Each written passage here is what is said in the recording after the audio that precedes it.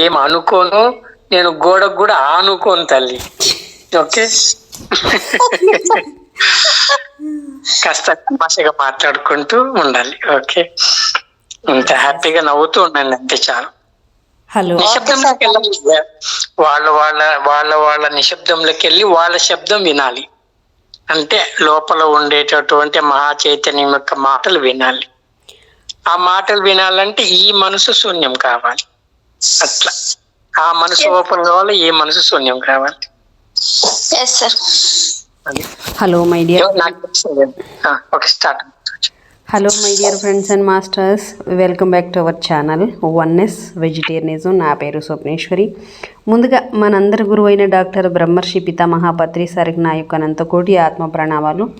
సత్యలోకవాసులకి, దివ్యలోకవాసులకి, మహాకారణ లోకవాసులకి, నక్షత్ర లోకవాసులకి, ఏంజల్స్కి, మహావతార్ బాబాజీకి, బుద్ధ భగవానుడికి, రామ్తా మాస్టర్, మహా ఉపాధ్యాయుడు, మాస్టర్, టీచర్, ఇమోటల్ గురువైన తండ్రికి నా యొక్క అనంత కోటి ఆత్మ ప్రణామాలు తెలియజేసుకుంటూ, ఈ వర్తమాన క్షణంలో ఉన్న సమస్త సృష్టిలో ఉన్న యావత్ కాంతికి, కాంతి స్వరూపులకి, ఆ మహామూల చైతన్యానికి అందరికీ నా యొక్క అనంత కోటి ఆత్మ ప్రణామాలు.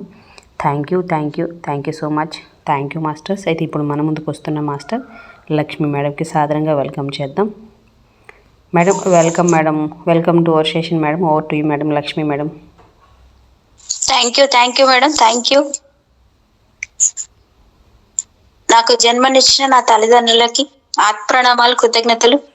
విశ్వంలోని గురువులందరికీ కూడా నా ఆత్మప్రణామాలు, కృతజ్ఞతలు.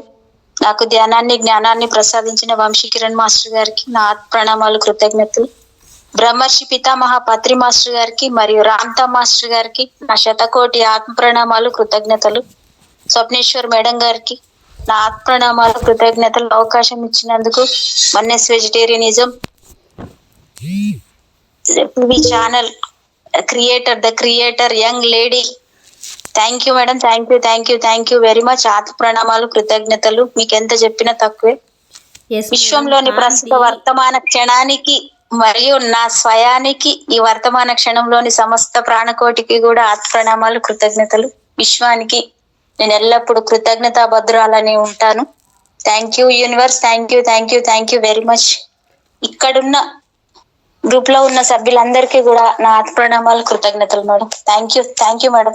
ఎస్ మేడం, కాంతి ఎప్పుడు యంగ్గానే ఉంటుంది. కాంతికి ఎప్పుడు ఓల్డ్ ఏజ్ అనేది రాదు. కాంతి ఎప్పుడు గ్రాటిట్యూడ్తోనే ఉంటుంది. కాంతి ఎప్పుడు అద్భుతంగానే ఉంటుంది మేడం. దానికి ఎప్పుడు కృతజ్ఞతలు చెప్పుకోవాల్సింది, తప్పేం లేదు. Yes, over to you. Thank you madam, thank you. నేను చదవబోయే బుక్ ఈరోజు ఓషో ప్రేమ రహస్యాలు. ఎవరికి చెప్పొద్దు. పెదాల మేడం, నా వాయిస్ ఓకేనా?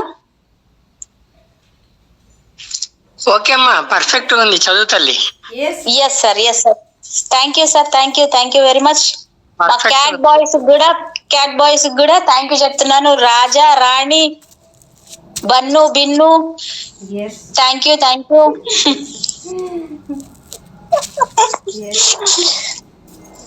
పెదాల వింటికి నవ్వుల నారీ సాధించి గుసగుసల బాణాలతో గుండెల్లో గుబులు రేపే ప్రేమ రహస్యాలు మీకోసం. ఎవరికి చెప్పొద్దు. అనువాదం భరత్.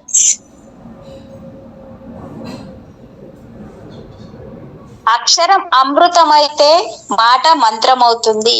మనస్సు ప్రేమతో నిండిపోతేనే అక్షరం అమృతమవుతుంది. ఇలా ప్రతి అక్షరంలో ప్రేమను నింపి ప్రతి మాటను అమృతం చేసే మహనీయుడు ఓషో.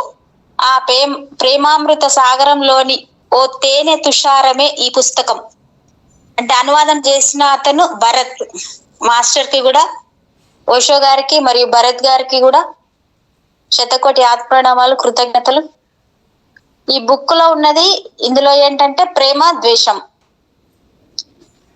అహంలో మరణమే, ప్రేమలో జీవనం. ఇది ఫస్ట్, అది మనం చదువుకుంటున్నాము ఫస్ట్ పేజీలో. మిమ్మల్ని మీరు ప్రేమించుకోవడం నుంచి ప్రేమ, దాని ఉనికి, ప్రేమ ఎందుకు, ఎప్పుడు, ఎలా ద్వేషంగా మారుతుంది, ప్రేమకు స్వేచ్ఛనిస్తే ఏమవుతుంది, ప్రేమానుబంధాలు ఎలా ఉంటాయో తెలుసుకోవాలనుకునే వారి కోసం ఈ ప్రేమ రహస్యాలు. ఇది ఎవరికి చెప్పొద్దండి బాబు.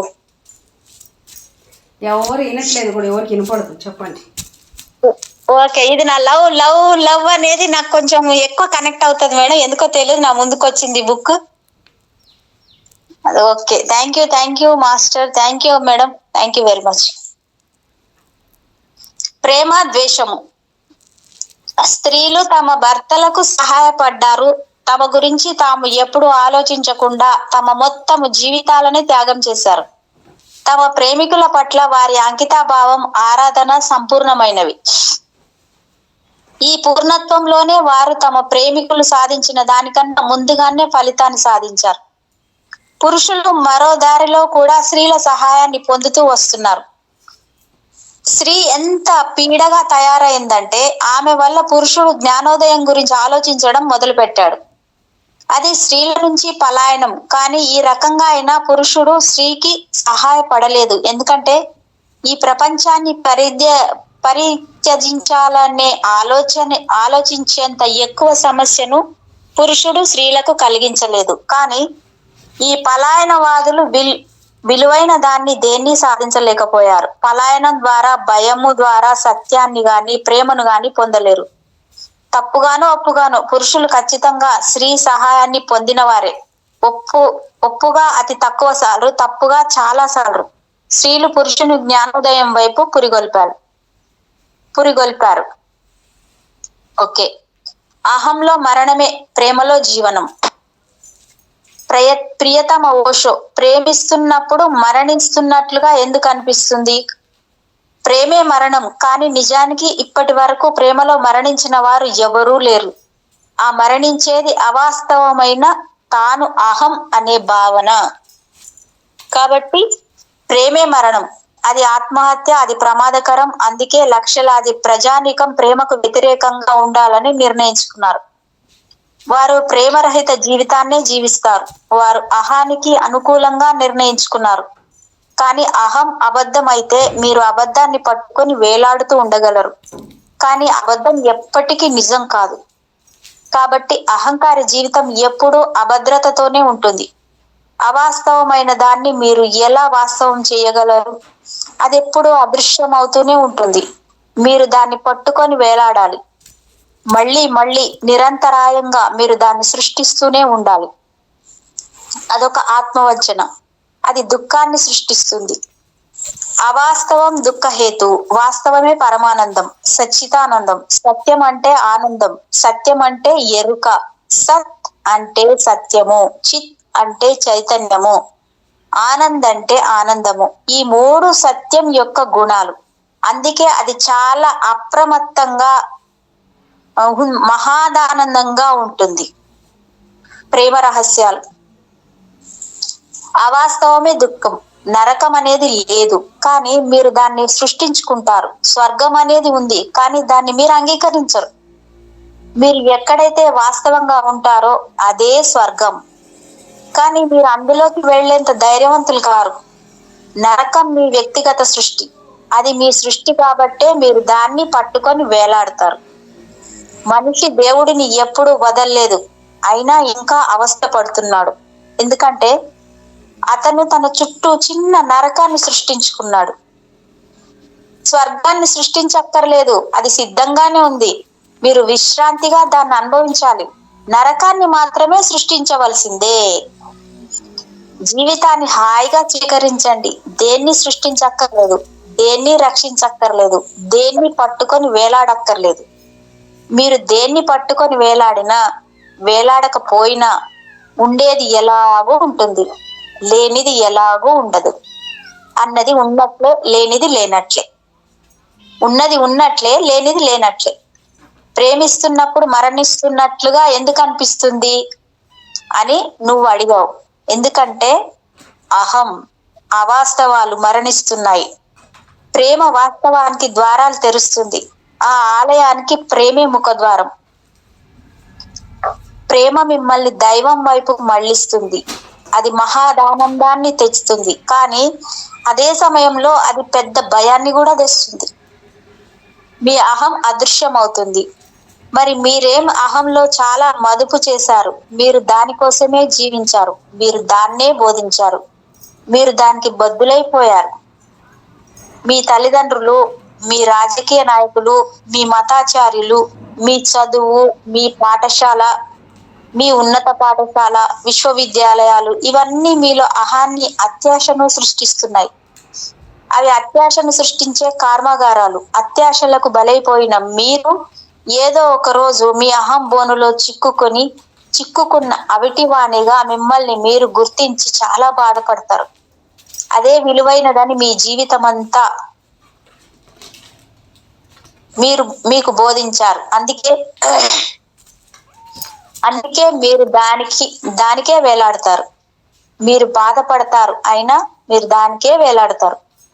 మీరు ఎంత ఎక్కువ వేలాడితే అంత ఎక్కువగా మీరు బాధపడతారు. దేవుడే వచ్చి మీ తలుపు తట్టిన క్షణాలు ఉన్నాయి.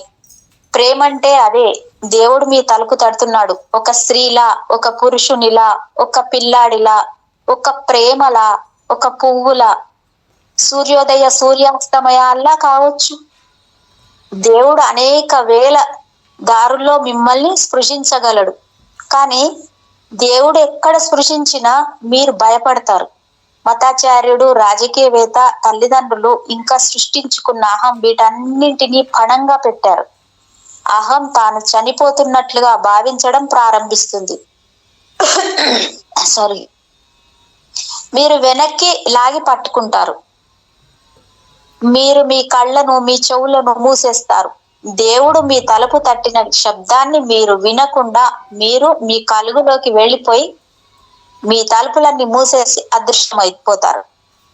ప్రేమ మరణంలా అనిపిస్తుంది. అదంతే. ఎవరైతే నిజంగా మహాదానందంగా ఉండాలనుకుంటారో వారు ఆ మరణం గుండా వెళ్లాల్సిందే. ఎందుకంటే పునర్జన్మ మరణం ద్వారా మాత్రమే సంభవము. మీ శిలువను మీరే భుజాలపై మోసుకెళ్ళాలి అని జీసస్ చెప్పింది అక్షర సత్యం.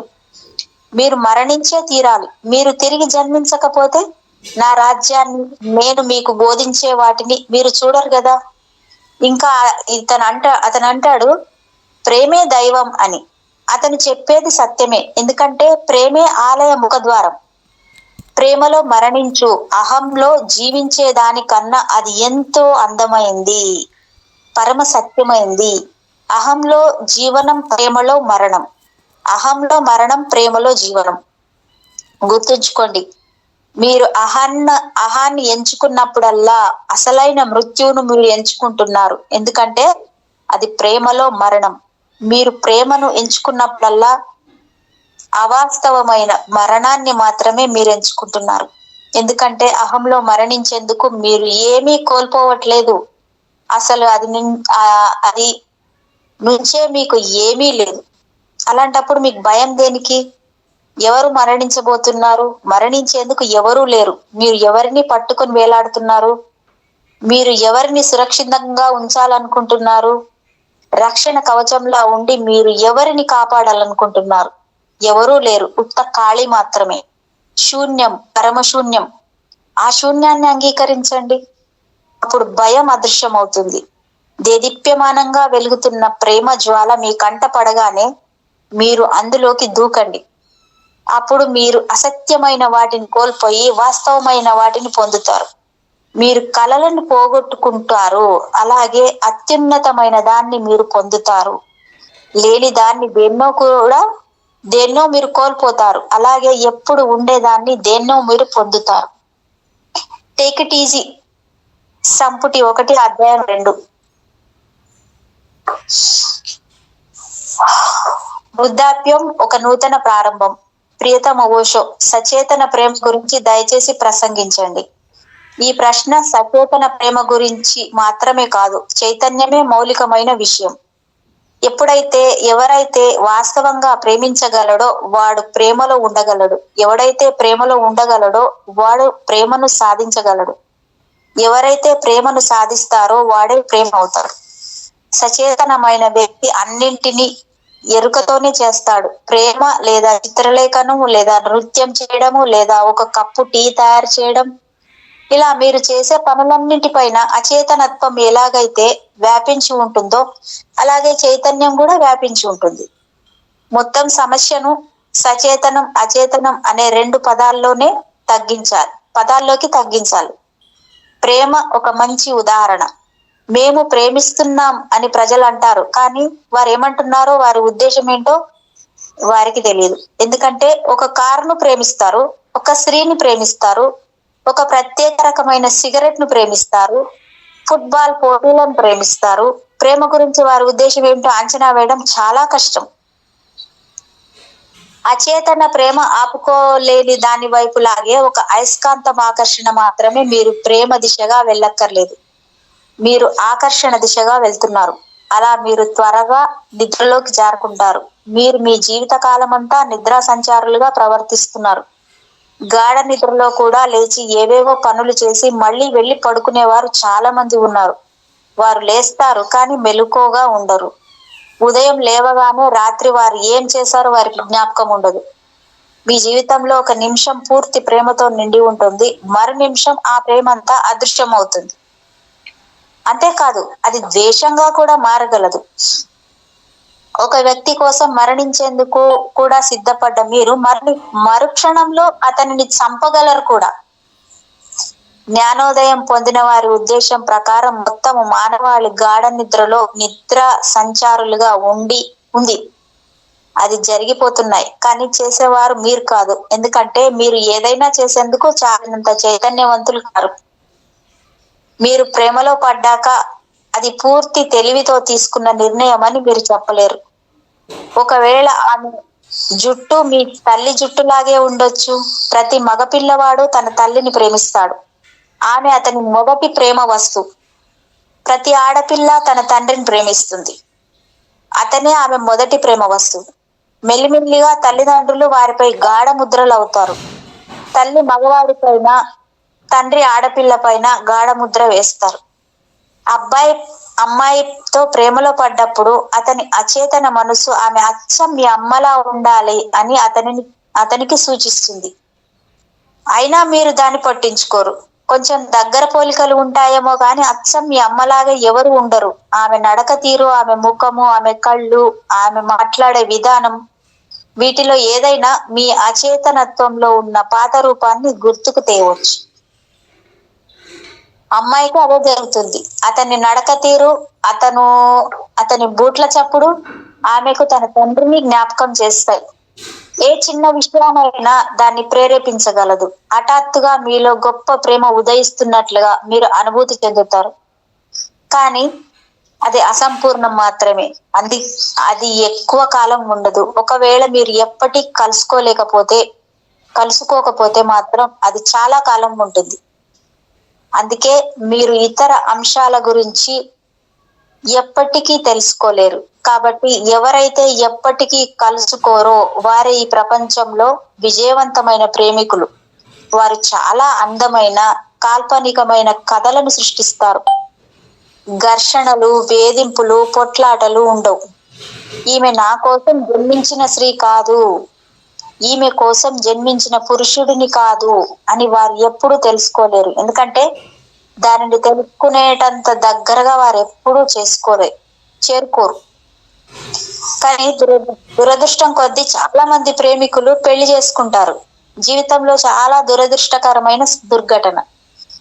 అది సౌందర్యాన్నంతటిని నాశనం చేస్తుంది. లేకపోతే వారు లైలా మజ్ను, షరీఫ్ ఫరాద్, సోహిని మైవాల్ వంటి చరిత్రకెక్కిన అమర ప్రేమికులు అయ్యేవారు.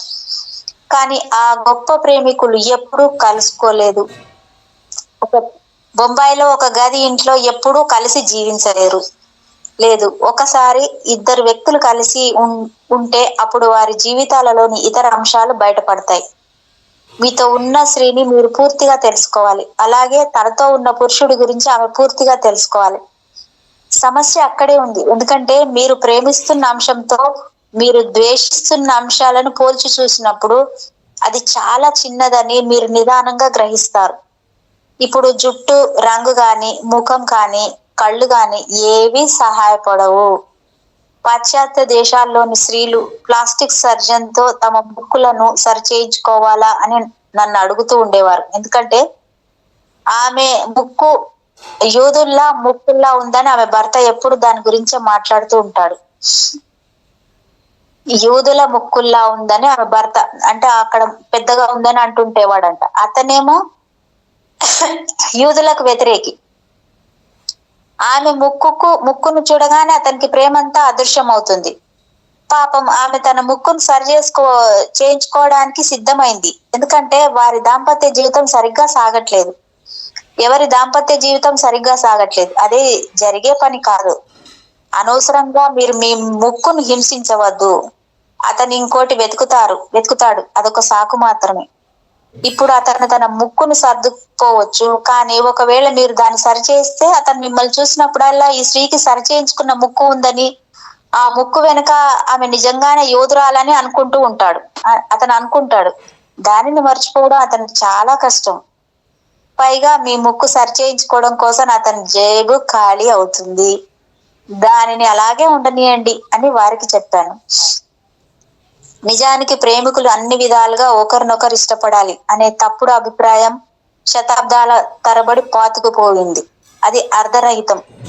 ప్రేమికులు ఒకరినొకరు తమకిష్టమైన వాటిని, ఇష్టం లేని వాటిని వివరంగా స్పష్టం చేసుకోవాలి.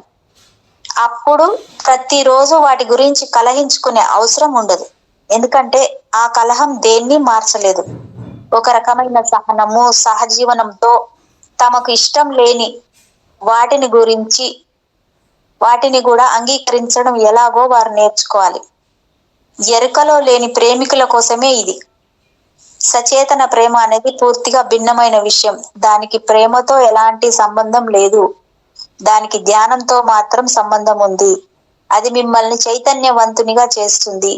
మీరు మరింత చైతన్యవంతులవుతున్న కొద్దీ మీకు అనేక విషయాలు తెలుస్తాయి. వాటిలో ఒకటి, ప్రేమ ఉద్దేశం ముఖ్యం కాదని, మీ ప్రేమించే గుణము, మీ ప్రేమ తత్వమే ముఖ్యం అని తెలుస్తుంది. ఎందుకంటే మీరు ప్రేమతో పూర్తిగా నిండి ఉన్నారు కాబట్టి దాన్ని మీరు పంచాలి అనుకుంటారు. ఆ పంచడం కూడా బేషరతుగానే. నీ ముక్కు యోధుల ముక్కులా ఉంటే నేను నీకు పంచను అని మీరు చెప్పలేరు. పంచేందుకు ముక్కులతో పనేంటి? ప్రేమ రహస్యాలు. సచేతన ప్రేమ మొత్తం పరిస్థితిని మార్చేస్తుంది. అచేతన ప్రేమ ఉద్దేశంపై కేంద్రీకృతమై ఉంటుంది. సచేతన ప్రేమ తనలోనే కేంద్రీకృతమై ఉంటుంది. అదే మీ ప్రేమతత్వం. అచేతన ప్రేమ ఎప్పుడు ఒక వ్యక్తిని ఉద్దేశించి ఉంటుంది కాబట్టి అక్కడ ఎప్పుడు అసూయ ఉంటుంది. ఎందుకంటే అచేతన ప్రేమ ఎప్పుడు ఒక వ్యక్తి పైనే కేంద్రీకృతమై ఉంటుంది. అంటే ఒక వ్యక్తినే గురించి ఆలోచిస్తారు. అది పంచలేనిదని ఆ ఎదుటి వ్యక్తికి కూడా తెలుసు. ఒకవేళ మీరు వేరెవరైనా ప్రేమించడం ప్రారంభిస్తే దాన్ని అర్థం చేసుకోవడం మొదటి వ్యక్తిని ప్రేమించడం ఆపేశారన్నమాట. అలాగే మీరు ప్రేమించే వ్యక్తి వేరెవరినో ప్రేమించడం ప్రారంభించవచ్చు అనేది మీ నిరంతర భయం. అదే అసూయ. ఏమిటో ప్రేమ అనేది ఏదో ఒక రాశి అన్నట్లుగా. సచేతన ప్రేమ రాశి కాదు, వాసి. అది చాలా వరకు స్నేహం లాంటిదే. అది లోతుగా, ఉన్నతంగా, ఎంత గుబాళింపుతో అచ్చు స్నేహంలాగే ఉంటుంది. మీరు చాలా మందికి స్నేహితులుగా ఉండగలరు, అక్కడ అసూయ ఉండదు. మీరు 5గురితో, 10 మందితో, 10,000 మందితో స్నేహంగా ఉన్నప్పటికీ పర్వాలేదు. ఎవరు మోసపోయామని అనుకోరు. ఎందుకంటే మీరు చాలా మందిని ప్రేమిస్తారు. అందులో వారి భాగం తక్కువగా ఉంటుంది. దానికి భిన్నంగా మీరు చాలా మందిని ప్రేమించగలుగుతారు కనుక మీ ప్రేమ యొక్క వాసి కొండంత అవుతుంది. కాబట్టి ఒకవేళ మీ ప్రేమను చాలా మంది పంచుకుంటే మీరు ఎవరిని ప్రేమించినా వారు చాలా ప్రేమను పొందుతారు. ఒకవేళ అది సంకుచితమైతే వెంటనే అది మరణిస్తుంది. అదే విశాలమైన ప్రదేశంపై వ్యాపిస్తే అది మరింత సజీవం అవుతుంది. ఎంత పెద్ద ప్రదేశం అయితే అంత లోతుగా అది వేళ్ళూరుకున్నట్లు. చైతన్యం ప్రతి దానికి రూపాంతరం ఇస్తుంది. అప్పుడు మీ ప్రేమ ప్రత్యేకించి ఏ ఒక్కరినో ఉద్దేశించి మాత్రం ఉండదు. దాని అర్థం మీరు ప్రేమించడం ఆపేశారని కాదు, మీరే ప్రేమ అయ్యారని దాని అర్థం. మీరే ప్రేమ, మీ ఉనికి అంతా ప్రేమ, మీ ఊపిరి ప్రేమ, మీ హృదయ స్పందన ప్రేమ. మెలకువలోనూ నిద్రలోనూ కూడా మీరు ప్రేమతో నిండి ఉంటారు. అన్నింటికీ ఇదే వర్తిస్తుంది. మీ అర్థం చేసుకునే తత్వం, మీ తెలివితేటలు, ఇలా ప్రతి దానికి ఇది సరిపోతుంది. మొత్తం అస్తిత్వానికే మీరు కేంద్రం అవుతారు. మీ నుంచి వ్యాపించే ప్రతిదీ ఎవరు స్వీకరించగలరో వారికి చేరుతుంది. ఏవో కొన్ని కారణాల కోసం ప్రేమించడం అనేది ప్రశ్న కాదు. అది కూడా ప్రేమే. అది సమృద్ధిగా ఉంది. ఎంత ఎక్కువగా ఉందంటే దానిని మీరు అందరికీ పంచక తప్పదు. దాన్ని స్వీకరించే వారికి మీరెప్పుడు కృతజ్ఞులుగానే ఉంటారు. సచేతన ప్రేమ మిమ్మల్ని ఒక కర్తగా, ఒక ఉనికిగా, ఒక ఆత్మగా చేస్తుంది. అచేతన ప్రేమలో మీరు బిచ్చగాళ్ళు. ప్రేమ కోసం మీరు అడుక్కుంటున్నారు. ఎందుకంటే ప్రేమే పౌష్టికాహారం కాబట్టి. అయితే ఇది మరీ హాస్యాస్పదం. మీరు ప్రేమ కోసం అడుక్కుంటున్నారు, అలాగే మీరు ప్రేమిస్తున్న వ్యక్తి కూడా మీ ప్రేమ కోసం అడుక్కుంటున్నాడు. ఇద్దరు బిచ్చగాళ్ళు. ముష్టి చిప్పలను చేత పట్టుకొని ఒకరికి ఎదురుగా ఒకరు, ఇద్దరు ముష్టి చిప్పలు ఖాళీగానే ఉన్నాయి. సచేతన ప్రేమ మిమ్మల్ని చక్రవర్తిని చేస్తుంది. మీరు అడుక్కోరు, మీరే ఇస్తారు. మీరు ఎందుకు ఇస్తారంటే మీరు ఎంత ఎక్కువ ఇస్తే అంత ఎక్కువ పొందుతారని మీరు గ్రహించారు కాబట్టి. మీ ప్రేమను ఎవరు అంగీకరిస్తారో వారి పట్ల మీరు కృతజ్ఞులుగా ఉంటారు. మేడం, ఈ భూమి అంతా ప్రేమతో నిండిపోగలదు, కానీ అది సచేతనమైన వారితో మాత్రమే సాధ్యపడుతుంది. అందరూ ప్రేమిస్తున్నట్లు నటిస్తారు, కానీ ఎవరూ ప్రేమించట్లేదు. ప్రతి వ్యక్తి ఇతరులను తమ స్వార్థానికి వినియోగించుకునేందుకే ప్రయత్నిస్తున్నాడు. అలాగే ఎదుటి వ్యక్తి కూడా. ఎందుకంటే ఇద్దరూ శూన్యంగానే ఉన్నారు. నువ్వు నన్ను మోసం చేశావు, నువ్వు నన్ను దగా చేశావు, నువ్వు పైకి కనిపించేలాంటి ఆడదానివి కాదు, నువ్వు పైకి కనిపించే లాంటి మగాడివి కాదు అని ఎప్పుడో ఒకప్పుడు వారు కలయించుకోవడం ప్రారంభిస్తారు. బిచ్చగాళ్ళతో ఇదే కదా తంట. అచేతన ప్రేమలో ఇది కనపడుతుంది. వంతెన పక్కన కూర్చుని అడుక్కునే ఒక బిచ్చగాడి గురించి నేను ఒకటి విన్నాను. ఒక రోజు వాడు ఒక గుడ్డివాడికి, దిక్కులేని ఒక ముసలి వాడికి ధర్మం చేయండి బాబు అని అర్థిస్తున్నాడు. వారు అతనికి ₹1 ఇచ్చారు. వాడు ఆ రూపాయికి చూసి, ఇది అసలు రూపాయి కాదు, ₹100 అన్నాడు. మరి నువ్వు గుడ్డివాడివి కదా అని వాడన్నారు.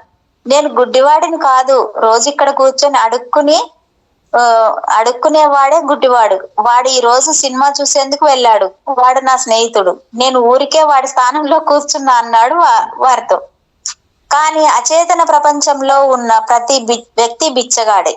వాడు కొంత ప్రేమను, కొంత శ్రద్ధను, కొంత జాలిని గుంజుకునేందుకు అన్ని రకాలుగా ప్రయత్నిస్తున్నాడు. ఎందుకంటే ప్రేమే అవసరమైన పౌష్టికాహారం. శరీరానికి ఆహారం ఎంత అవసరమో ఆత్మకు ప్రేమ అలా అవసరం. ప్రేమ లేకుండా మీరు జీవించలేరు. అందరూ ప్రేమ లేమితో బాధపడుతున్నారు. ఎందుకంటే ప్రేమ లేకుండానే మీ ఆత్మలు మరణిస్తున్నాయి. మనం చేస్తున్నది ఏది సరి అయినది కాదు. మనం పరిపూర్ణ చైతన్యవంతులం అవ్వాలంటే మనకున్న దాన్ని అందరికీ పంచాలి. రహస్యం ఏమిటంటే మీకున్నదాన్ని ఇవ్వండి, పంచండి. మీకున్న దాన్ని అందరికీ పంచేవారని ఒక్కసారి ఈ విశ్వానికి తెలిస్తే అప్పుడు ఈ విశ్వం ఎప్పటికీ తరగని వనరులన్నింటినీ మీకు ఇస్తుంది. ప్రేమ కేంద్రంగా మారడం ఒక ప్రక్రియ. ప్రియతమ ఓషో, ప్రేమలో ఉంటూనే కేంద్రమై ఉండడం ఒక స్త్రీకి సాధ్యమా? ఈ ప్రశ్నలో అనేక అంతర్భావాలున్నాయి. ప్రేమ కేంద్రంగా మారడం ఒక ప్రక్రియ. అవి రెండు కాదు. ఒకవేళ మీరు ప్రేమను తెలుసుకుంటే మీరు దాని కేంద్రం అయిపోవడం తప్ప ఇంకేమీ కాలేరు. ప్రేమ అంటే అస్తిత్వంతో పాటు అలవోకగా వచ్చేది. అది ఒక ప్రియుని ద్వారానో, ఒక గురువు ద్వారానో, ఒక స్నేహితుని ద్వారానో కావచ్చు, లేదా అది నేరుగానో తక్షణమో రావచ్చు. ప్రేమ అనుభవం మిమ్మల్ని కేంద్రంగా మారుస్తుంది, కేంద్రంగా చేస్తుంది. ప్రేమ అనే సాధారణ అనుభవం నుంచే ఒక ప్రశ్న ఉదయించింది. అది ప్రేమ కాదు, దాన్ని ప్రేమ అని పిలుస్తున్నాం అంతే. కేవలం క్షణికం, కేవలం ఒక చిన్న రుచి. అదేమి పౌష్టికాహారం కాకపోగా దానికి విరుద్ధంగా అది ఒక దయనీయమైన స్థితిగా మారబోతుంది. ఎందుకంటే ఒక్క క్షణం మీరు ఉన్నతంగా ఉంటారు, అప్పుడు అంతా తెలుస్తుంది. మరుక్షణం అంతా చీకటి. గతంలో మీ జీవితంలో సార్థకమైనదేదో ఉన్నట్లుగా మీరు నమ్మనే లేరు. ఆ ప్రేమ క్షణాలన్నీ కలల్లో జరిగినట్లుగా కనిపిస్తాయి, లేదా బహుశా మీరు వాటిని ఊహించుకుంటారు. ఈ చీకటి క్షణాలన్నీ అందమైన క్షణాలతో పూర్తిగా కలిసే ఉన్నాయి. మీరు ఒక పురుషుణ్ణి ప్రేమిస్తారు, పూర్తిగా తప్పుడు కారణాల కోసమే మీరు అతన్ని ప్రేమిస్తారు. మీరు ఆ పురుషుడిని లేదా ఆ స్త్రీని ఎందుకు ప్రేమిస్తారంటే ఆ రెండవ వ్యక్తి యొక్క ప్రతిబింబాన్ని మీతో పాటు తీసుకెళ్తున్నారు. అబ్బాయి తల్లి నుంచి అమ్మాయి తండ్రి నుంచి దాన్ని పొందారు. ప్రేమికులందరూ తాము ప్రేమించిన వారిలో తమ తల్లిదండ్రులను వెతుకుతున్నారు. తాను 9 నెలలు జీవించాడని అతనికి తెలుసు. గుర్తుంచుకోండి, తల్లి గర్భంలోని శిశువుకు 9 నెలలు దాదాపుగా అనంతమైన కాలం. ఎందుకంటే ఎలా లెక్కించాలో అతనికి తెలియదు. అతని వద్ద గడియారం ఏది లేదు. ప్రతి క్షణం అనంతమే. తర్వాత మరొక్క క్షణం ఉంటుందని అతనికి తెలియదు కాబట్టి ప్రతి క్షణం ఆశ్చర్యమే. అతను తిండి గురించి, బట్టల గురించి, నీడ గురించి ఎటువంటి ఒత్తిడి, బాధ లేకుండా పూర్తి సౌఖ్యంలో విశ్రాంతిగా కేంద్రమై ఉన్నాడు. ఆ కేంద్రం నుంచి అతనికి ఏమీ భంగపరచలేదు. కనీసం హలో అని చెప్పేందుకు కూడా అక్కడ ఎవరూ లేరు. కేంద్రంలో ఉన్న ఆ 9 నెలల అనుభవం అంతులేని ఆనందం, ప్రశాంతత, ఏకాంతం. మీరే ఆ ప్రపంచం, మీరే అంతా. మీ వైపు నుంచి ఏ ప్రయత్నము లేకుండానే అన్నిటినీ ప్రకృతి మీకు సరఫరా చేస్తుంది. కానీ జీవితం పూర్తి భిన్నమైన దారిలో మీకు విరుద్ధంగా, మీకు పోటీగా ఎదురు తిరుగుతుంది. ప్రతి వ్యక్తి మీకు శత్రువే. ఎందుకంటే అందరూ ఒకే దారిలో ఉన్నారు. అందరికీ అవే కోరికలు, అవే అత్యాశలు ఉన్నాయి. లక్షలాది ప్రజలతో మీరు పోరాడక తప్పదు. ఈ అంతర్గత విరోధాల కారణంగా ప్రపంచ సంస్కృతులన్నీ ఒక ఖచ్చితమైన శిష్టాచార సాంప్రదాయ పరిచయాల వ్యవస్థను సృష్టించాయి. నువ్వు నీ తండ్రిని గౌరవించాలి అని నిరంతరాయంగా ఆ శిశువుకు నొక్కి చెప్పాయి. చరిత్ర తిరిగేస్తే ఈ ప్రపంచవ్యాప్త సంస్కృతులన్నీ నీ తండ్రిని నువ్వు గౌరవించాలి అని ఆ శిశువును ఎందుకు నొక్కి చెప్తున్నాయి? ఒకవేళ వాడిని అలా ఒంటరిగా వదిలేస్తే ఆ శిశువు తన తండ్రిని ఏ మాత్రం గౌరవించడనే అనుమానం ఏదో ఉంది. అది మాత్రం ఖచ్చితం. నిజానికి ఆ శిశువు ద్వేషించబోతున్నాడు. ప్రతి ఆడపిల్ల తన తల్లిని ద్వేషిస్తుంది. దాన్ని పుచ్చేందుకు, దాని వ్యతిరేక భావాన్ని ప్రదర్శించేందుకు కొన్ని సాంప్రదాయాలు, నైతికత, ఒక ప్రత్యేకమైన జీవన శైలి కావాలి. ఎందుకంటే మీ గాయాల పైన ఆచ్ఛాదన లేని సమాజంలో బతకడం చాలా కష్టం. ప్రతి వ్యక్తి ఆచ్ఛాదన లేని గాయాలతో చుట్టుపక్కల తిరుగుతున్నాడు. అంటే ఏమీ లేకుండా.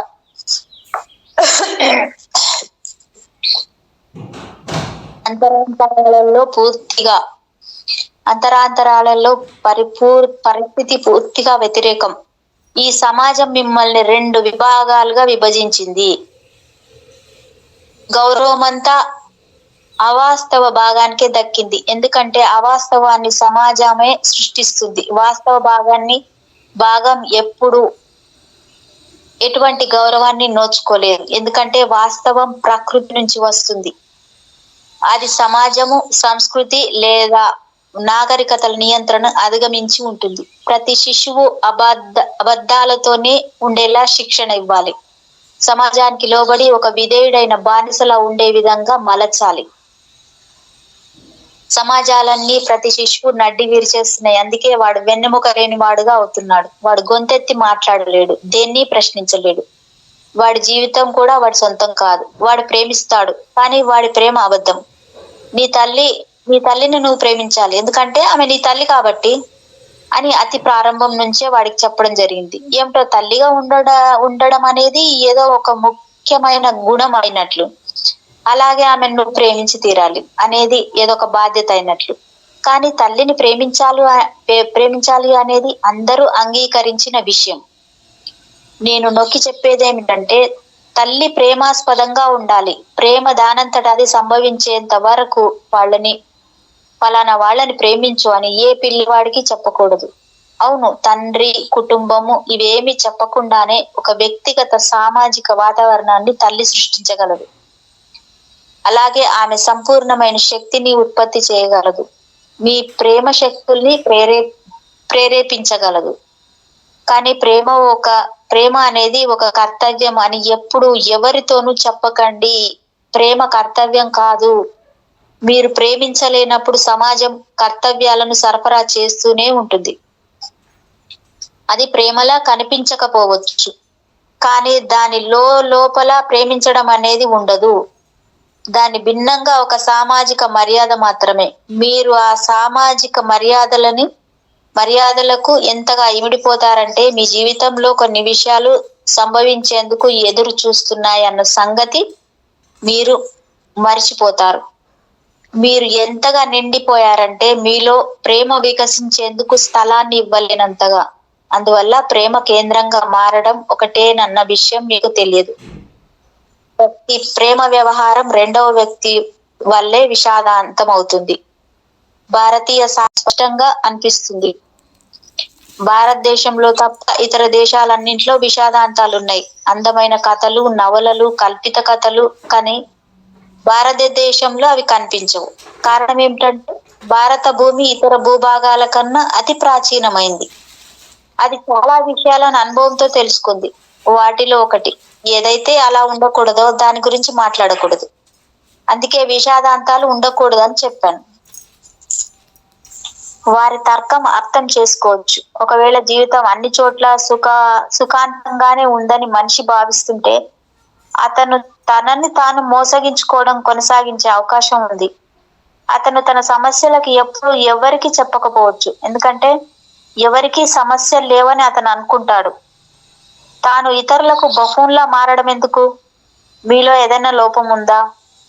నిశ్శబ్దంగా ఉండండి. మిమ్మల్ని చూసి నవ్వుతున్న మీరు ఒక మూర్ఖులను నిరూపించే, మీరు బ్రతకడం ఎలాగో తెలియదని చెప్పే ఒక క్రూరమైన సమాజానికి మీ గురించి చెప్పుకోవడం వృధా.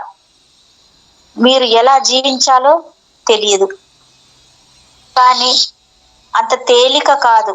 ఎలా జీవించాలో తెలుసుకోవడం ఒక ప్రశ్న కాదు. అన్నిటికంటే ముందు మీలో అవాస్తవాన్ని విడిచిపెట్టడం అనేది ప్రశ్న. అవాస్తవం బయట నుంచే వస్తుంది.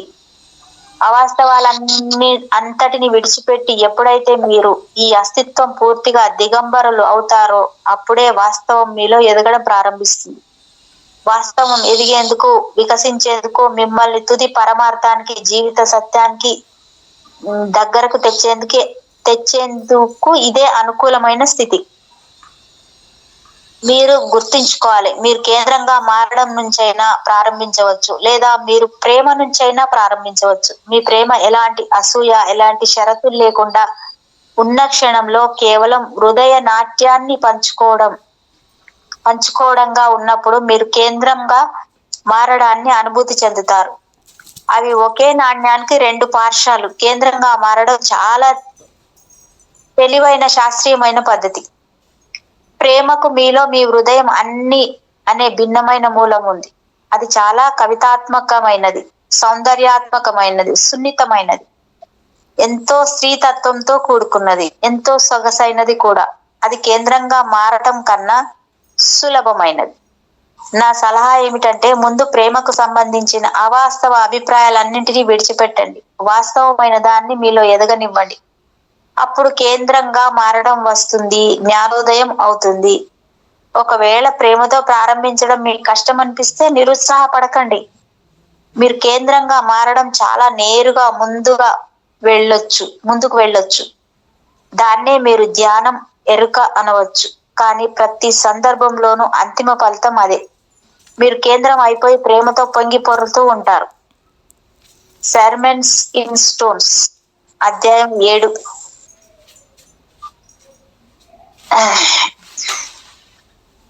ఓషో జ్ఞానోదయం పొందేందుకు స్త్రీలు పురుషులకు సహాయపడతారని మీరు మామూలుగా చెప్తూ ఉంటారు. అది తారుమారైతే ఎలా ఉంటుంది?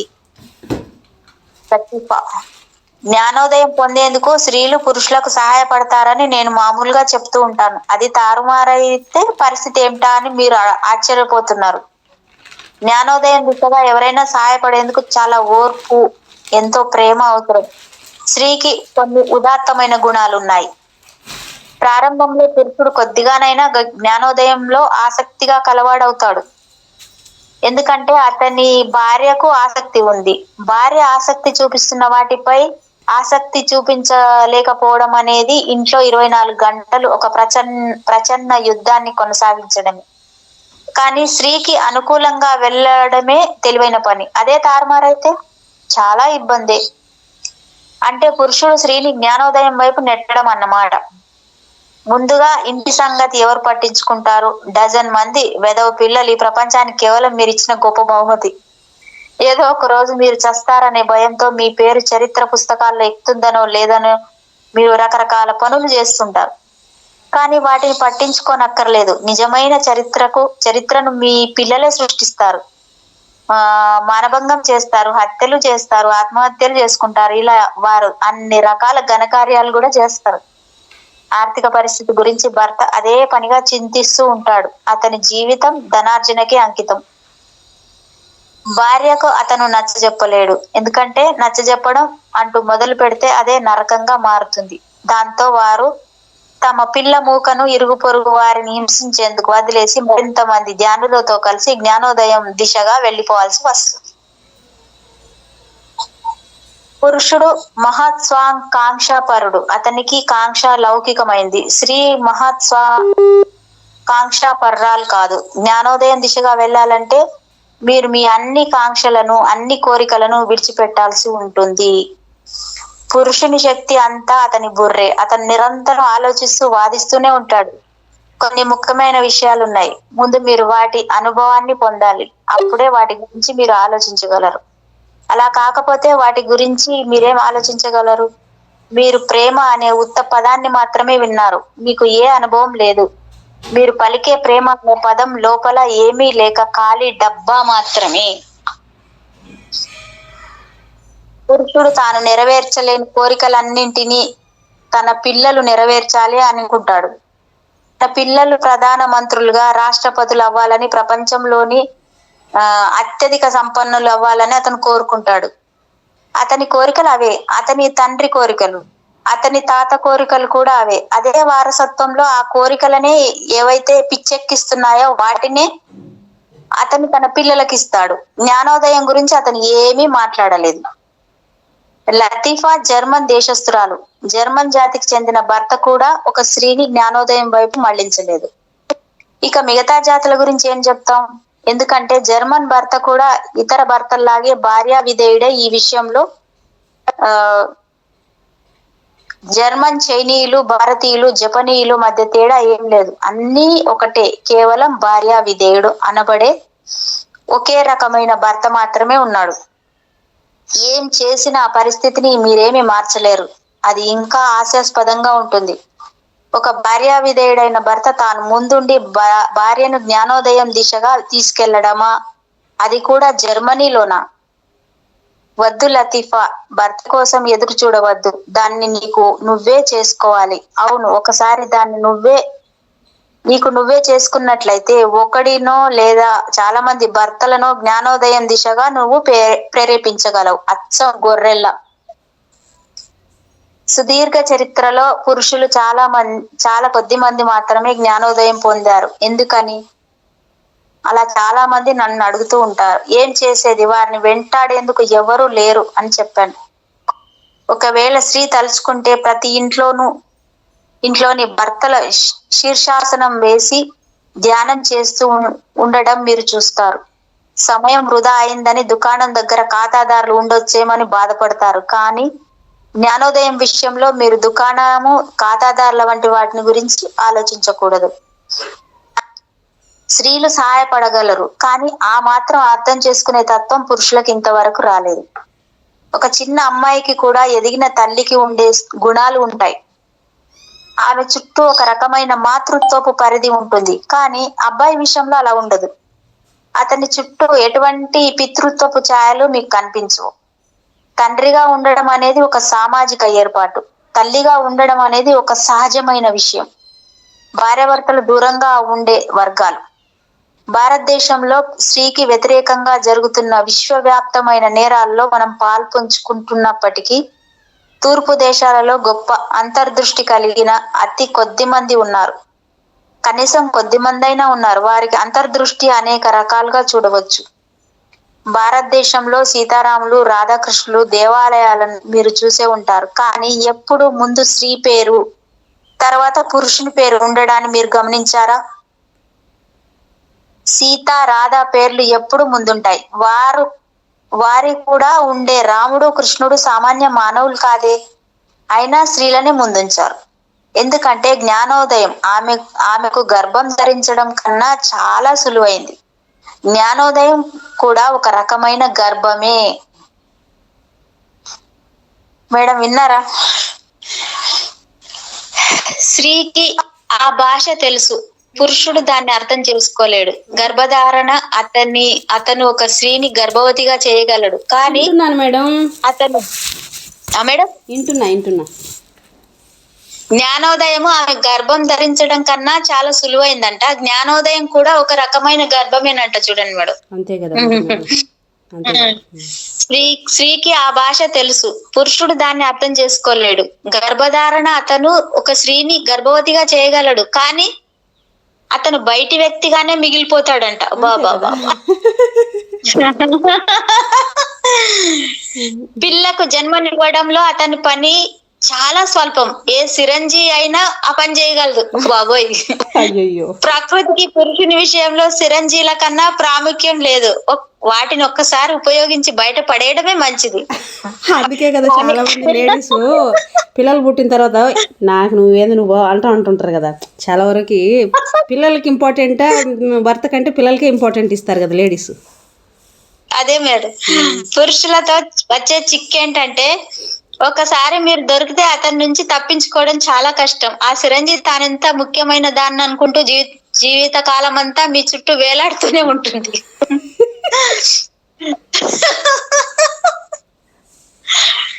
జీవితంలో అంతిమంగా నెరవేర్చాల్సిన జ్ఞానోదయమే స్త్రీ చాలా దగ్గరగా ఉంటుంది. ఆమె ప్రేమ చాలా నిబద్ధత కలిగి ఉంటుంది. ప్రమాదానికైనా సిద్ధంగా ఉండడం ఆమె గొప్పతనం. బాబా, కానీ పురుషుడు ఆలోచిస్తాడు కాబట్టి అతని ప్రమాదాన్ని స్వీకరించలేడని మీరు భావిస్తూ ఉండవచ్చు. ముందుగా పురుషుడు ఆలోచిస్తాడు, విజయం తననే వరిస్తుంది అనే నిర్ధారణకు వచ్చిన తర్వాతే ఏ సవాలైనా స్వీకరిస్తాడు. స్త్రీ ముందుకు దూకేస్తుంది, తర్వాత శాశ్వతమైన కాలక్రమంలో దాని గురించి ఆలోచిస్తుంది. అంటే ముందు దూకి తర్వాత ఆలోచిస్తుంది అంట మేడం. ఎందుకంటే శక్తి ఉంది కాబట్టి, బయట నుంచి శక్తి ఉంది కదా. వీళ్ళేమో ఆలోచిస్తారంట పురుషులు ముందు. అదే వాళ్ళకి భయం పాపం. నిజంగానే పాపం చాలా ఆ రకంగా చెప్తే వాళ్ళు మంచి వాళ్ళు ఒక రకంగా. కరెక్టే కదా మేడం, వెనక్కి ఉంటారు కాబట్టి. మనం లేడీస్ మామూలు కాదు, ఏం తగ్గేదే లేదు దేంట్లో. అయ్యో, ఏ దానిలో తగ్గేదేలే. లతీఫా, నేను ఏదైతే చెప్పానో అది ఈ కథలో ఉత్తమమైన భాగం. అది చాలా అరుదుగా సంభవించింది. స్త్రీలు తమ భర్తలకు సహాయపడ్డారు. తమ గురించి తాము ఎప్పుడూ ఆలోచించకుండా తమ మొత్తం జీవితాలని త్యాగం చేశారు. తమ ప్రేమికుల పట్ల తమ అంకిత భావం, ఆరాధన సంపూర్ణమైనవి. ఈ పూర్ణత్వంలోనే వారు తమ ప్రేమికులు సాధించిన దానికన్నా ముందుగానే ఫలితాన్ని సాధించారు. పురుషుడు విభజించబడ్డాడు. అతని మనస్సు అన్ని దారుల్లోనూ అన్ని దిశల్లో వెళ్తుంది. ఏది పూర్తి కాదు, ఎందుకంటే మీకున్నది కొద్ది శక్తి మాత్రమే. మీరు ఎన్ని దిశల్లో పరిగెడుతున్నారంటే చివరకు మీ జీవితం పిచ్చి కుక్కలా తయారవుతుంది. మీరు ఎక్కడికి చేరుకోలేరు. జ్ఞానోదయం గురించి విన్నప్పుడు జ్ఞానోదయం పొందడంపై కూడా మనిషి ఆసక్తి చూపిస్తాడు. కానీ అది అతని చాకలి పద్దులో ఒక అంశం అవుతుంది. ఆ పద్దులో ఆఖరిది ప్రతి దాన్ని ఉతికేసిన తర్వాత చివరికి అది నా దగ్గరికి వస్తాడు. ఇక్కడ మీ మెదడుకు, మీ మనసుకు మీరే శుభ్రపరుస్తాం. జ్ఞానోదయం సత్యం గురించి మనిషి ఆలోచిస్తూ పోతాడు, కానీ వాటిని జీవన్మరణ సమస్యలుగా పరిగణించలేదు. అవి తాత్వికమైన వేదాంతపరమైన ప్రశ్నలుగానే మిగిలిపోయాయి. మీరు జీవిస్తున్న పందాలోనే జీవిస్తూ, ఆలోచిస్తూ, చదువుతూ, రాస్తూ ఉండండి, కానీ సత్య ప్రపంచానికి మీ రాతాకోతలతో సంబంధం లేదు. స్త్రీకి జ్ఞానోదయంపై ఆసక్తి కలిగినప్పుడు దానిపై ఆమె ఆసక్తి ఒక పూర్తి భిన్నమైన గుణాన్ని కలిగి ఉంటుంది. చాకలి పద్దులోని ఒక అంశంలా కాక ఆ పద్దులో అదొక అంశమే ఉంటుంది. స్త్రీ సహజంగా కేంద్రీకృత దృష్టి కలిగినటువంటి పురుషుని విషయంలో అలా కాదు. ఇద్దరూ అవసరమే. సమృద్ధ జీవితాన్ని సృష్టించేందుకు ఇద్దరు ఒకరినొకరు సహాయం చేసుకుంటారు. ఈ సమృద్ధ జీవితానికి ఆవల ఉన్నదానికి సంబంధించినంత వరకు వారిద్దరు గొప్ప స్నేహితులు కాగలరు. వారు సహాయపడగలరు, చర్చించగలరు, కలిసి ధ్యానం చేయగలరు. ఆధ్యాత్మిక ధ్యాన స్థితిలో నిమగ్నం అవడం గురించి ఎక్కువగా ఇష్టపడటం ప్రారంభిస్తారు. మేడం ఓకేనా? ఏమైనా లెఫ్ట్ అయినా నేను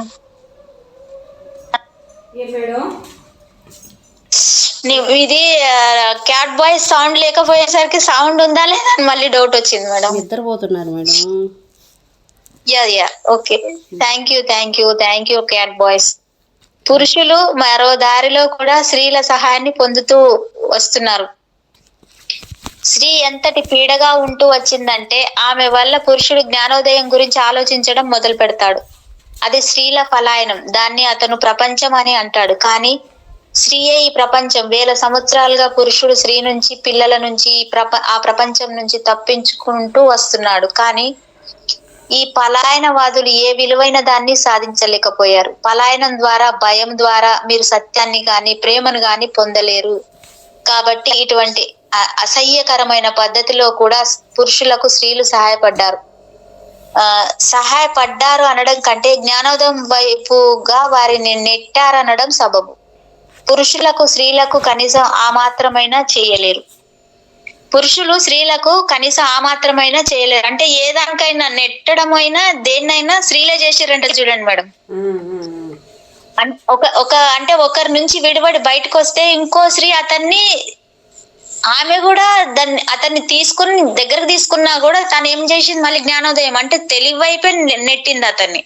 అంటే ఎటువంటి పరిస్థితుల్లో కూడా స్త్రీలే కాపాడారు పురుషుణ్ణి, జ్ఞానోదయం వైపు మళ్లించారు. ఎంత బాగుంది మేడం ఇది నిజంగా. మేడం ఓషో కదా, మాత్రం లేకుంటాయా? ఓషో అన్నప్పుడు మాత్రం లేకుంటాయా? ఓషో చాలా లోతు డీప్ లెవెల్లో ఉంది మేడం ఇది. అవును, ఓషో అంటే ప్రతిదీ అర్థంగా ఉంటాయి చాలా వరకు బుక్స్ అన్ని.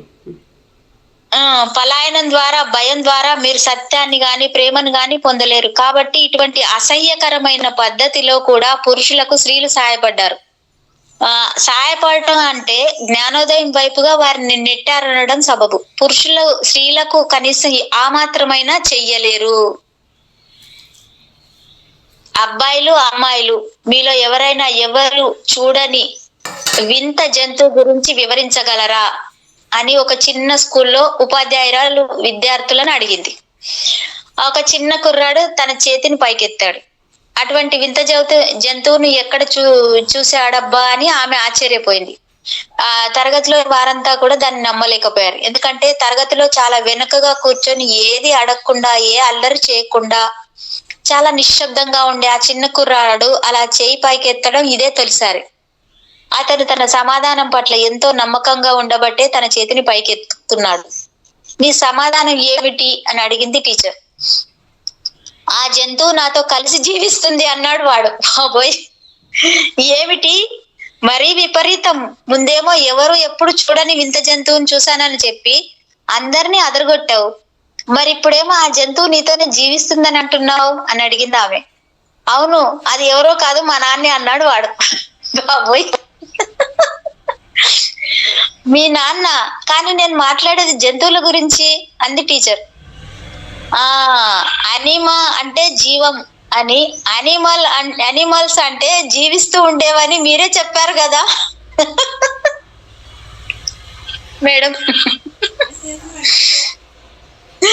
అనిమా అంటే జీవము, యానిమల్స్ అంటే జీవిస్తూ ఉండేవని మీరే చెప్పారు కదా టీచర్ అంటున్నాడు.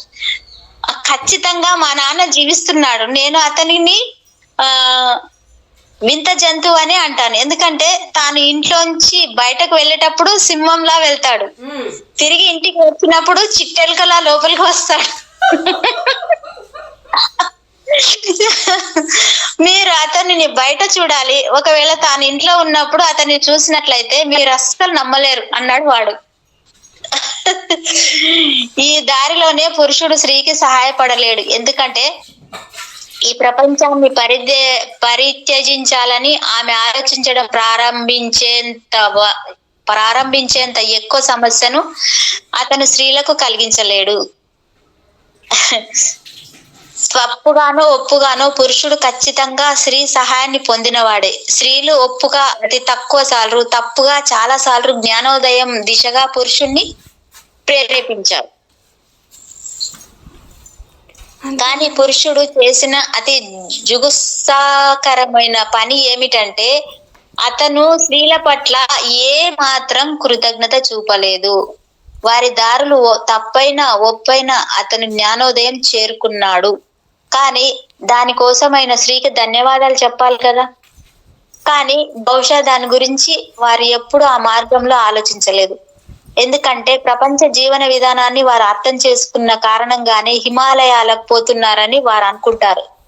అది అర్థం చేసుకోవడం కాదు, జీవితంలో ప్రతి మెట్టు పైన తారసిల్లే పరిస్థితులను ఎదుర్కొంటూ నిశ్శబ్దంగా, ప్రశాంతంగా, ఆనందంగా ఉండలేకపోవడమే వారి అసలైన బలహీనత. అందుకే పురుషుడు ఈ ప్రపంచాన్ని విడిచిపెట్టి పర్వతాలపైకి పోవాలి అనుకున్నాడు. అది ఎవరికీ సహాయపడలేదు. ఎవరైతే పర్వతాలపైకి వెళ్లారో వారు ఒక రకమైన మాంద్యంలో పడిపోయారు.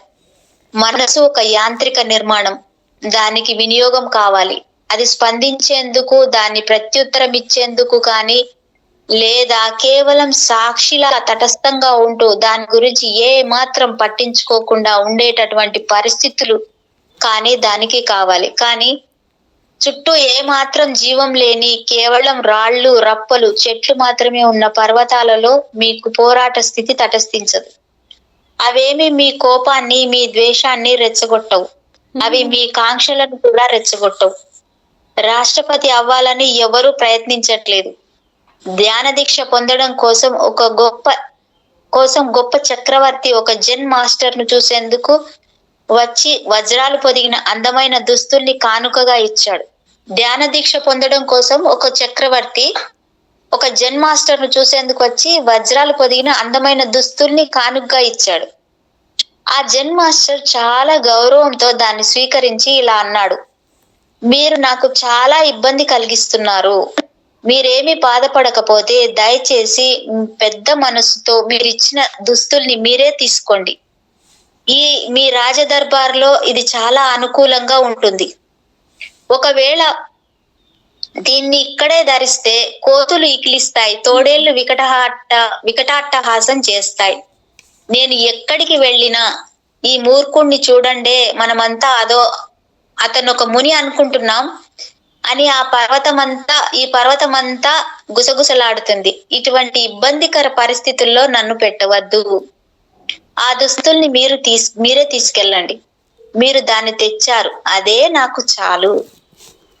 స్త్రీ పురుషులు ఈ భూమిపై కలిసి జీవించాల్సిందే, కానీ వారి వ్యక్తిత్వాన్ని వారు కోల్పోకుండా ఎలా ఉండాలో ఇప్పటిదాకా వారు నేర్చుకోలేదు. లౌకిక వ్యవహారాల్లో ఈ ఏకత్వం భంగం కాకుండా దాదాపు ఒక్కటిగా ఎలా దగ్గరవ్వాలి అనేది కూడా వారు నేర్చుకోలేదు. స్త్రీ పురుషులిద్దరూ పరస్పరం సహాయపడగలరు. ఒకవేళ పురుషుడికి సరైన సహాయం లభిస్తే అతను కొండల్లోకి, గుహల్లోకి, సన్యాసుల ఆశ్రమాల్లోకి పారిపోయే అవసరం ఉండదు. అటువంటి అవసరం లేదు, ఎందుకంటే మీ ఇంటికన్నా విలువైన ప్రదేశం మీకు దొరకదు. ఒక ప్రేమాస్పదమైన వాతావరణం మిమ్మల్ని, మీ నిశ్శబ్దాన్ని, మీ ధ్యానాన్ని అర్థం చేసుకునే వ్యక్తులు మీ ప్రేమతో పాటు చేతిలో చెయ్యి వేసి ప్రయాణిస్తారు. ఒకవేళ మీరు పర్వతాలలో ధ్యానం చేసినా మీకు ఒకే రెక్కే ఉంటుంది. మీరు సూర్యుడికేసి ఎగరలేరు. ఆ రెండవ రెక్కను మీరు ప్రపంచంలో వదిలేశారు. అది మీ అద్భుతమైన సహాయకారిగా ఉండేది. మీరు కూడా గొప్ప సహాయకారిగా ఉండేవారు. ఒకవేళ ఒక జంట ధ్యానోపదేశాన్ని కలిసి పొందినట్లయితే వారు నిజంగా తొలిసారిగా పెళ్లి చేసుకున్నట్లు. చూడండి మేడం, ఎంత బాగుంది ఈ పదం అసలు. ఒకవేళ ఒక జంటనంట ధ్యానోపదేశాన్ని ఇద్దరు కలిసి ధ్యానం చేస్తున్నట్టయితే వారు నిజంగా తొలిసారిగా పెళ్లి చేసుకున్నట్లేనంట. నాకు సంబంధించినంత వరకు వివాహాన్ని చట్టబద్ధం చేసే యోగ్యతా పత్రాలు ఏవి విలువైనవి కావు. ఈ అస్తిత్వం మీకు ఇచ్చే యోగ్యతా పత్రం ఉంది. అది ప్రేమ, ధ్యానం. ఒకదానికొకటి సహాయం చేసుకుంటూ ఒకదానికి ఒకటి ఆధారభూతమవుతూ మీ ఊర్ధ్వ గమనానికి ఒంటరి నుంచి ఒంటరికి ప్రయాణం చేసేందుకు ఆకాశపు ద్వారాలు తెరుస్తుంది. ప్రేమ పెళ్లి ఫలితమే అసూయనంట మేడం. ఇదేగా ప్రియతమ ఓషో ప్రేమను ఎలా అర్థం చేసుకోవాలి? ప్రేమే జీవించాల్సిన ఏకైక మతం, అర్థం చేసుకోవాల్సిన ఏకైక దైవం, ఏకైక మర్మం. ప్రేమను అర్థం చేసుకున్నప్పుడు మీరు ప్రపంచ రహస్యాలన్నీ అర్థం చేసుకున్న వారవుతారు. అదేమంత కష్టం కాదు. అది మీ గుండె కొట్టుకున్నంత సులభం, మీరు శ్వాసిస్తున్నంత తేలిక. అది మీతోనే వస్తుంది. సమాజం ద్వారా మీరు దాన్ని పొందలేదు. ఈ అంశాన్ని మీరు నొక్కి చెప్పదలుచుకున్నాను. మీ ప్రేమ మీ పుట్టుకతోనే వస్తుంది. మీ పుట్టుకతోటే వస్తుంది. కానీ తక్కిన అవయవాలన్నీ అభివృద్ధి చెందినట్లుగా అది ఎదగలేదు. దేవుడా బాబా, శిశువు ప్రేమ ఎదగాలి. ఈ సమాజం ఆ అంతరాన్ని ఒక అవకాశంగా తీసుకుంటుంది. శిశువు ప్రేమ ఎదిగేందుకు కొంత సమయం పడుతుంది. ఆ సమయంలో ఈ సమాజం ప్రేమ గురించిన తప్పుడు అభిప్రాయాలతో శిశువు మనస్సును అదే పనిగా నిబద్ధిస్తూనే ఉంటుంది. ప్రేమ ప్రపంచాన్ని అన్వేషించేందుకు మీరు సిద్ధమయ్యే సమయానికి ప్రేమ గురించి ఎంత ఎక్కువ చెత్తతో మీరు నిండిపోతారంటే ప్రామాణికమైన దానిని గుర్తించేందుకు ఏది తప్పో వాటిని వదిలిపెట్టేందుకు పెద్ద ఆశ ఏది మిగిలి ఉండదు. ఉదాహరణకి, పిల్లలందరికీ అన్ని చోట్ల అనేక మార్గాలలో ప్రేమ శాశ్వతం అని చెప్పారు. ఒకసారి మీరు ఒక వ్యక్తిని ప్రేమిస్తూ ఎప్పుడు ఆ వ్యక్తినే ప్రేమించాలి. ఒక వ్యక్తిని మీరు ప్రేమిస్తే ఎప్పుడు ఆ వ్యక్తినే ప్రేమించాలి. ఒకవేళ మీరు ఆ వ్యక్తిని ప్రేమించిన తర్వాత మీరు ప్రేమించట్లేదని భావిస్తే మీరు ఆ వ్యక్తిని అన్నిటికన్నా మిన్నగా ఎప్పుడు ప్రేమించలేదని దాని అర్థం. అంటే ప్రేమ ఆల్రెడీ అక్కడ సెట్ అయిపోయింది కాబట్టి అది ఉంది అన్నమాట. ఇది చాలా ప్రమాదకరమైన ఆలోచన. ఒక శాశ్వతమైన ప్రేమ భావనను అది మీకు ఇస్తుంది, కానీ జీవితంలో ఏది శాశ్వతం కాదే. ఉదయం వికసించిన పువ్వులు సాయంత్రానికి రాలిపోతాయి. జీవితం ఒక నిరంతర ప్రవాహం. ప్రతిదీ మారిపోతుంది, చెలించిపోతుంది. ఏది స్థిరం కాదు, ఏది శాశ్వతం కాదు. మీరు ఇచ్చిన ఆ శాశ్వతమైన ప్రేమ భావన మీ మొత్తం జీవితాన్ని సర్వనాశనం చేయబోతుంది. పాపం శ్రీ నుంచి మీరు శాశ్వతమైన ప్రేమను ఆశిస్తారు. అలాగే శ్రీ కూడా మీ నుంచి శాశ్వతమైన ప్రేమను ఆశిస్తుంది. ఇక్కడ ప్రేమ అప్రధానమైనది గాను, శాశ్వతత్వం ప్రధానమైనది గాను అవుతుంది. ప్రేమ సున్నితమైన పువ్వు లాంటిది. దాన్ని శాశ్వతంగా ఉండమని మీరు బలవంతం చేయలేరు. మీ దగ్గర ప్లాస్టిక్ పూలు ఉండవచ్చు, ప్రజల దగ్గర ఉన్నవి కూడా అవే. పెళ్లి, వారి కుటుంబము, వారి పిల్లలు, వారి బంధువులు, ప్రతిదీ ప్లాస్టిక్కే. ప్లాస్టిక్ ఒక గొప్ప ఆధ్యాత్మిక విషయాన్ని కలిగి ఉంది. అది శాశ్వతం. మీ జీవితం ఎంత అనిశ్చితమో వాస్తవమైన ప్రేమ కూడా అంతే అనిశ్చితం. రేపు మీరు ఇక్కడ ఉంటారని మీరు చెప్పలేరు. తర్వాత క్షణంలో మీరు జీవించి ఉంటారని కూడా మీరు చెప్పలేదు. మీ జీవితం నిరంతరంగా మారిపోతూ ఉంటుంది. బాల్యం నుంచి యవ్వనానికి, మధ్య వయస్సుకు, వార్ధక్యానికి, మరణానికి అది అలా మారిపోతూనే ఉంటుంది. వాస్తవమైన ప్రేమ కూడా మార్పు చెందుతుంది. ఒకవేళ మీకు జ్ఞానోదయం అయితే మీ ప్రేమ సాధారణ జీవిత నియమాల కు అతీతంగా వెళ్ళినట్లే అది మార్పు చెందదు. అలాగని అది శాశ్వతము కాదు. అది అది అదే. ఎలా ప్రేమించాలి అనేది ఒక ప్రశ్న కాదు. మీరే ప్రేమ అయిపోయారు కాబట్టి మీరు ఏం చేసినా ప్రేమించడమే. ఇది ప్రేమ అని చెప్పడానికి ఏదో ఒకటి చేయాలని కాదు. మీరు ఏం చేసినా మీ ప్రేమ దాని గుండా ప్రవహించడం ప్రారంభిస్తుంది. కానీ జ్ఞానోదయానికి పూర్వం మీ ప్రేమ తక్కిన వాటన్నింటిలాగే ఉంటుంది. అది మార్పు చెందుతుంది. అది మారుతుందని మీరు అర్థం చేసుకుంటే, ఎప్పుడైనా ఒకసారి మీ భార్య ఇంకొకరిపై ఆసక్తి చూపిస్తే మీరు ఆమెను అర్థం చేసుకుంటూ, ప్రేమిస్తూ, ఆమెపై శ్రద్ధ వహిస్తూ, ఆమెలోని అనుభూతులకు అనుగుణంగా వెళ్లేందుకు ఆమెను అనుమతిస్తూ ఉంటారు. మీరు ఆమెను ప్రేమిస్తున్నారని మీ భార్యకు మీరు నిరూపించేందుకు ఇది మీకు ఒక అవకాశం. మీరు ఆమెను ప్రేమించండి. ఒకవేళ ఆమె వేరొకరిని ప్రేమిస్తున్నప్పటికీ అది అప్రస్తుతం. ఆ అవగాహనతో మీ ప్రేమ ఒక జీవిత కాలపు వ్యవహారంగా మారడం సాధ్యపడుతుంది. కానీ అది కూడా శాశ్వతం కాదని గుర్తుంచుకోండి. దాని ఎత్తుపల్లాలు దానికి ఉన్నాయి. దానికి మార్పులుంటాయి. దాన్ని చాలా తేలికగా అర్థం చేసుకోవచ్చు. మీరు ప్రేమించడం ప్రారంభించినప్పుడు మీరు చాలా చిన్నవారు, అనుభవం లేనివారు. మీరు పరిణతి చెందిన వ్యక్తిగా మారినప్పుడు మీ ప్రేమ అలాగే ఎందుకుంటుంది? మీ ప్రేమ కూడా కొంత పరిణతి పొందుతుంది. అయితే మీరు పెద్దవారయ్యేసరికి మీ ప్రేమ ఒక భిన్నమైన పరిమళాన్ని కలిగి ఉంటుంది. ప్రేమ మార్పు చెందుతూనే ఉంటుంది.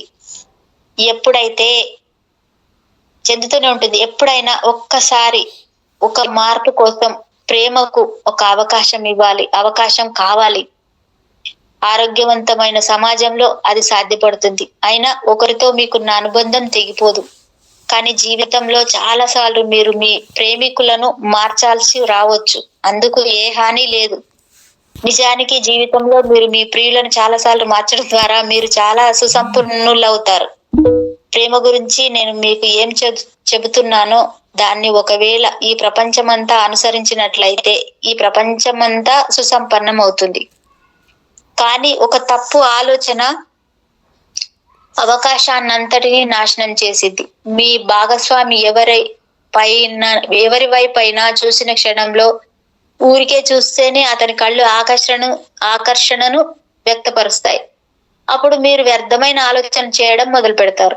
మీరు అర్థం చేసుకోవాల్సింది ఏమిటంటే, ఒకవేళ పురుషుడు రోడ్డు మీద ఉన్న స్త్రీ కేసి సినిమాల్లోని అందమైన నటీమణులకేసి ఆసక్తి కనబరచడం ఆపేస్తే మీకు కావాల్సింది అదేగా. అతను మీపై తప్ప వేరే దేనిపైన ఆసక్తి కనపరచకపోవడమే మీకు కావాలి.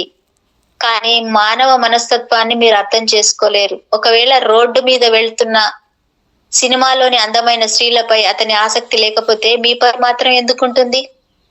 స్త్రీలపై అతనికి ఉన్న ఆసక్తి మీపై అతనికి ఆసక్తి ఉంది అనడానికి రుజువు. మీ ప్రేమ అలా కొనసాగేందుకు ఒక అవకాశం ఉంది. కానీ మనం దాన్ని వ్యతిరేకంగా చేస్తున్నాం. పురుషులు వారు స్త్రీలు తమపై తప్ప ఇతరులపై ఆసక్తి కనపరచకుండా ఉండేందుకు ప్రయత్నిస్తున్నారు. ఆమెకు వారు మాత్రమే ఏకైక కేంద్ర బిందువై ఉండాలి. స్త్రీ కూడా అదే అడుగుతుంది. ఇద్దరు ఒకరినొకరు పిచ్చెక్కిస్తున్నారు. ఒక వ్యక్తిపై కేంద్రీకృతమై ఉండడం అనేది మిమ్మల్ని ఉన్మాదంలోకి తీసుకెళ్లడం ఖాయం. సౌఖ్యమైన జీవితం కోసం, ఒక సరదా జీవితం కోసం మీరన్నింటికీ అనుకూలంగా ఉండడం అవసరం. స్వేచ్ఛ ఎంత విలువైనదని మీరు గుర్తించాలి. ఒకవేళ ప్రేమ మీకు స్వేచ్ఛను ఇవ్వకపోతే అప్పుడు అది ప్రేమే కాదు. స్వేచ్ఛ ఒక గీడ్రాయి. మీకు స్వేచ్ఛను ఇచ్చేది ఏదైనా అది ఒప్పే. మీ స్వేచ్ఛను నాశనం చేసేది ఏదైనా తప్పే. ఈ చిన్న సూత్రాన్ని మీరు గుర్తించుకోగలిగితే మీరెవరైనా సరే మీ జీవితం మెల్లమెల్లగా మీ అనుబంధాలు, మీ ధ్యానాలు, మీ సృజనాత్మకత ఇలా అన్ని సమయాల్లోనూ సరిగ్గా స్థిరపడడం ప్రారంభిస్తుంది. పాత వికార భావాలను విడిచిపెట్టండి.